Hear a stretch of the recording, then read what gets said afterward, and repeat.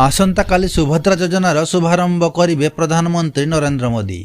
ଏନେଇ ସୁଭଦ୍ରା ହିତାଧିକାରୀଙ୍କ ମଧ୍ୟରେ ଉତ୍କଣ୍ଠା ପ୍ରକାଶ ପାଇଛି। ଆଉ କିଛି ମଧ୍ୟ ଦ୍ୱନ୍ଦ୍ୱ ଭିତରେ ରହିଛନ୍ତି ଯେ ତାଙ୍କ ଆକାଉଣ୍ଟକୁ ପ୍ରଥମ କିସ୍ତି ଟଙ୍କା ଆସିବ କି ନାହିଁ। ଏହାରି ଭିତରେ ସାଇବର ଠକ ମଧ୍ୟ ମାତିଲେଣି। କିଛି ହିତାଧିକାରୀଙ୍କ ମୋବାଇଲକୁ ଫେକ୍ ଲିଙ୍କ ଆସୁଛି, ତେଣୁ ଏହିଭଳି ଲିଙ୍କରେ କ୍ଲିକ୍ ନ କରିବାକୁ ପରାମର୍ଶ ଦେଇଛନ୍ତି ଉପମୁଖ୍ୟମନ୍ତ୍ରୀ ପ୍ରଭାତୀ ପରିଡ଼ା।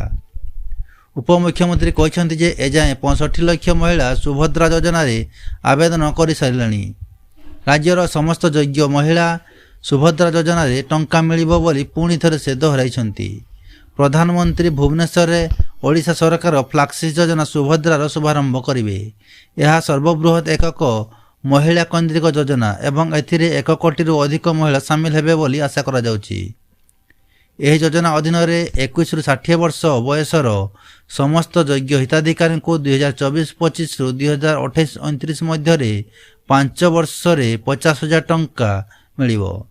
ଦୁଇଟି ସମାନ କିସ୍ତିରେ ବାର୍ଷିକ 10,000 ଟଙ୍କା ହିତାଧିକାରୀଙ୍କ ଆଧାର ସକ୍ଷମ ଏବଂ ଡିବିଟି ସକ୍ଷମ ବ୍ୟାଙ୍କ ଆକାଉଣ୍ଟରେ ସିଧାସଳଖ ଜମା କରାଯିବ। ଏହି ଐତିହାସିକ ମୁହୂର୍ତ୍ତ ଅବସରରେ ପ୍ରଧାନମନ୍ତ୍ରୀ 10 ଲକ୍ଷରୁ ଅଧିକ ମହିଳାଙ୍କ ବ୍ୟାଙ୍କ ଆକାଉଣ୍ଟକୁ ପାଣ୍ଠି ହସ୍ତାନ୍ତର ଶୁଭାରମ୍ଭ କରିବେ। ଉପମୁଖ୍ୟମନ୍ତ୍ରୀ କହିଛନ୍ତି, ସମସ୍ତ ଯୋଗ୍ୟ ହିତାଧିକାରୀଙ୍କ ଆକାଉଣ୍ଟକୁ ସୁଭଦ୍ରା ଯୋଜନାର ପ୍ରଥମ କିସ୍ତି ଟଙ୍କା ଆସିବ। ବ୍ୟସ୍ତ ହେବାର କିଛି ନାହିଁ। ଯେଉଁମାନେ 17 ତାରିଖ ପରେ ଆବେଦନ କରିବେ ସେମାନଙ୍କ ଆକାଉଣ୍ଟକୁ ମଧ୍ୟ ଟଙ୍କା ଯିବ। ଆଉ ଯେଉଁମାନେ ବାହାରେ ରହିଯାଇଛନ୍ତି, ଏ ମାସରେ ଆବେଦନ କରିନାହାନ୍ତି, ସେମାନେ ମଧ୍ୟ ବ୍ୟସ୍ତ ହୁଅନ୍ତୁ ନାହିଁ।